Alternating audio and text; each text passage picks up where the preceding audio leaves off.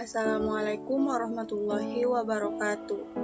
Selamat datang di video presentasi kelompok kami yang berjudul Pinjaman dan Korupsi di Indonesia, khususnya untuk dosen pengampu, yaitu Ibu Siti Zaria, SEI.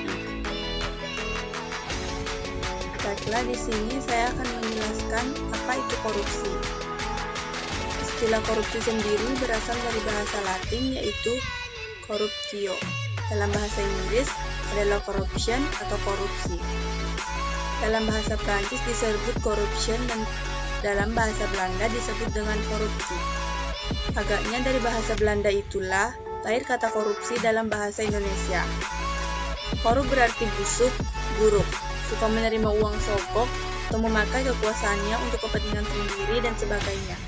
Korupsi adalah perbuatan yang buruk, seperti penggelapan uang, penerimaan uang sogok, dan sebagainya.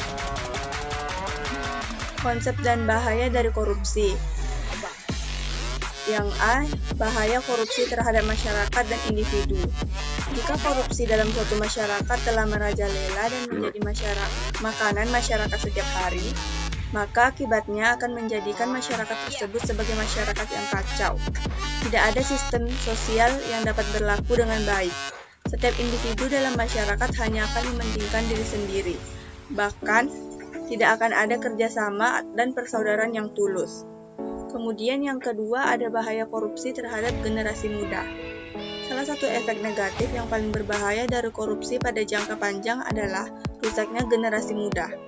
Dalam masyarakat yang korupsi telah menjadi makanan sehari-hari, anak tumbuh dengan pribadi antisosial. Selanjutnya, generasi muda akan menganggap bahwa korupsi sebagai hal biasa atau bahkan budaya, sehingga perkembangan pribadinya menjadi terbiasa dengan sifat tidak jujur dan tidak bertanggung jawab. Kemudian bahaya yang lain, yaitu bahaya korupsi terhadap politik. Kekuasaan politik yang dicapai dengan korupsi akan menghasilkan pemerintahan dan pemimpin masyarakat yang tidak legitimate di mata publik. Jika demikian keadaannya, maka masyarakat tidak akan percaya terhadap pemerintah dan pemimpin tersebut. Akibatnya, mereka tidak akan patuh dan tunduk pada otoritas mereka. Kemudian yang keempat, ada bahaya korupsi bagi ekonomi bangsa. Korupsi merusak perkembangan ekonomi suatu bangsa. Jika suatu proyek ekonomi dijalankan syarat dengan unsur-unsur korupsi, penyuapan untuk kelulusan proyek, nepotisme dalam penunjukan pelaksanaan proyek, penggelapan dalam pelaksanaannya, dan lain-lain, untuk korupsi dalam proyek, maka pertumbuhan ekonomi yang diharapkan dari proyek tersebut tidak akan tercapai. Kemudian ada bahaya korupsi bagi birokrasi. Korupsi juga menyebabkan tidak efisiennya birokrasi dan meningkatnya biaya administrasi dalam birokrasi. Jika birokrasi telah dikunjungi oleh korupsi dengan berbagai bentuknya, maka prinsip dasar birokrasi yang rasional, efisien, dan berkualitas akan tidak pernah terlaksana. Kualitas layanan pasti sangat jelek dan mengecewakan publik. Hanya orang yang berpunya saja yang akan dapat layanan baik karena mampu menyimpan. Kemudian kita masuk hambatan dalam pemberantasan korupsi. Yang pertama ada hambatan struktural, yaitu hambatan yang bersumber dari praktik-praktik penyelenggaraan negara dan pemerintahan yang membuat penanganan tindak pidana korupsi tidak berjalan sesuai sebagaimana semestinya. Kemudian ada hambatan kultural. Hambatan ini yakni yang bersumber dari kebiasaan negatif yang berkembang di masyarakat. Kemudian ada instrumental, yaitu hambatan yang bersumber dari kurangnya instrumen pendukung dalam bentuk peraturan perundang-undangan yang membuat penanganan tindak pidana korupsi tidak berjalan sebagaimana mestinya. Kemudian ada hambatan manajemen, yaitu hambatan yang bersumber dari diabaikannya atau tidak diterapkannya prinsip-prinsip manajemen yang baik, yang membuat penanganan tindak pidana korupsi tidak berjalan sebagaimana. Kemudian ada langkah-langkah pemberantasan korupsi. Yang pertama, yaitu mendesain ulang pelayanan publik, memperkuat transparansi, meningkatkan pemberdayaan perangkat-perangkat pendukung dalam pencegahan korupsi, memasukkan ke lembaga permasyarakatan Kemudian kita masuk ke pembahasan selanjutnya, yaitu pengertian pinjaman. Jadi, pinjaman itu adalah suatu jenis hutang yang dapat melibatkan semua jenis benda berwujud walaupun biasanya lebih sering diidentikan dengan pinjaman moneter, seperti halnya instrumen hutang lainnya. Suatu pinjaman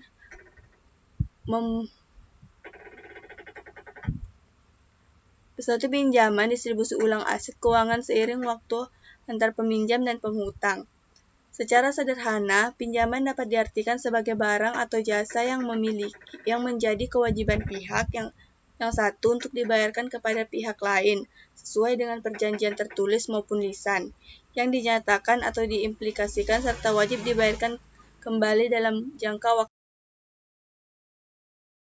Kemudian ada klasifikasi pinjaman online. Di sini ada menurut Peraturan Otoritas Jasa Keuangan Nomor 77 POJK Nomor 1 2016 dalam pasal 1 bab 1 tentang ketentuan umum. Pertama, penyelenggara layanan pinjam meminjam uang berbasis teknologi informasi yang selanjutnya disebut penyelenggara adalah Badan Hukum Indonesia yang menyediakan, mengelola, dan mengoperasikan layanan pinjam meminjam uang berbasis teknologi informasi. Kemudian yang kedua, penerima pinjaman adalah orang dan atau badan hukum yang mempunyai utang karena perjanjian layanan pinjam meminjam uang berbasis teknologi informasi. Kemudian yang ketiga, pemberi pinjaman adalah orang, badan hukum, dan badan usaha yang mempunyai piutang karena perjanjian layanan pinjam meminjam uang berbasis teknologi. Kemudian ada kelebihan layanan pinjaman tanpa agunan. Syarat yang sangat mudah dan proses yang cepat dibandingkan meminjam uang melalui lembaga bank baik untuk modal usaha maupun pendidikan dan kesehatan.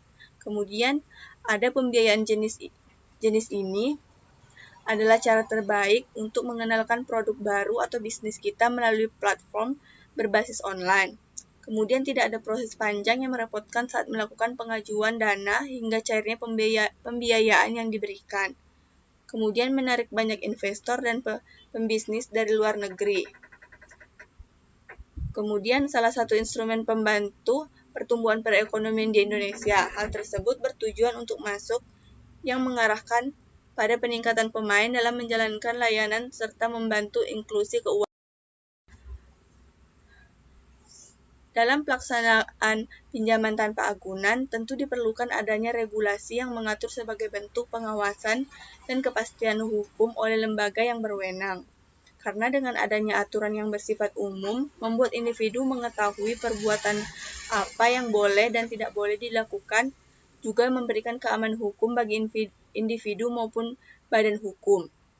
Dan dengan mempertimbangkan hukum, artinya memberi kekuatan yang memberikan perlindungan terhadap kemungkinan pelanggaran hak dan sebagainya terhadap semua pihak yang beritikat buruk. Maka dari itu, Lembaga Otoritas Jasa Keuangan telah mengeluarkan Peraturan Nomor 77 POJK Nomor 1 Tahun 2016 yang salah satunya mengatur tentang regulasi mendirikan kegiatan layanan finansial teknologi. Dari data yang dikeluarkan Otoritas Jasa Keuangan, sampai dengan bulan Februari 2019, sudah ada 99 finansial teknologi yang terdaftar.